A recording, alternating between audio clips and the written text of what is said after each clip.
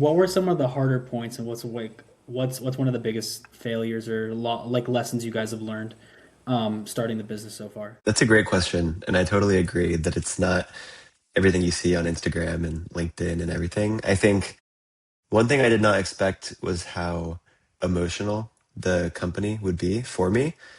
I always cared about the work I was doing in corporate and wanted to do a good job, but I wasn't the ultimate like stakeholder if something happened. Like there was a lot of managers above me, up to the CEO, that kind of everything rolled up to them.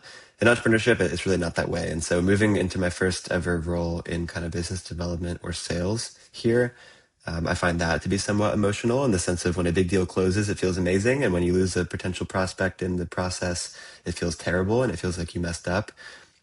Combining that with the fact that entrepreneurship became my livelihood, like pretty quickly I jumped in full time on Foundation Media. And so if the business had a bad month, that means that I had a pretty bad month financially. So I think just all these emotions and figuring out how to stay steady, continue working, and not give up, basically, has been the real key to the success so far, which is just staying in the game long enough to continue to see results of compounding and to not give in to those negative emotions or negative feelings because it's pretty scary and it can feel isolating. And so I think it's important to have other entrepreneurs around me and folks that are older than me to tell me it's okay. Everyone feels like this. Like you just need to keep going. And it's something I don't think I understood before going full time into it. And I don't think most people understand it either, unless they've done entrepreneurship for themselves full time. It's just how emotional it can be. Yeah.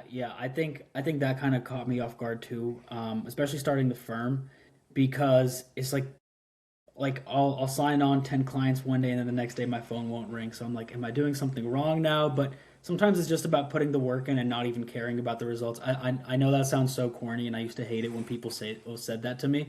But it's really just about knowing what the input is that you're doing and not even expecting like a number on the back end and just being grateful for whatever comes. And then another thing I think is so important that you said is like the whole mentorship aspect of it, right?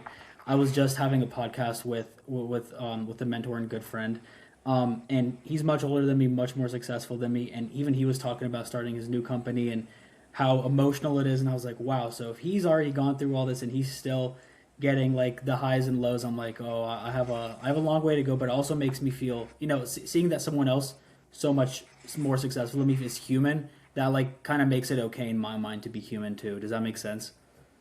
Agree. I totally agree. Even if you know it's going to be hard and it's going to be emotional, it will still catch you off guard, I think, when it's hard and when Yeah, it's emotional. Like 100%. I just moved out of my apartment a few weeks ago, and even when I budgeted twice the amount of time I thought it would take me, it still took me twice that amount of time. So certain things you just aren't really going to be prepared for it until it actually happens. And there's really no way around it. So I like what you said of just continuing to stay disciplined and maybe try to detach a bit emotionally from the results because you can't control everything. 100%.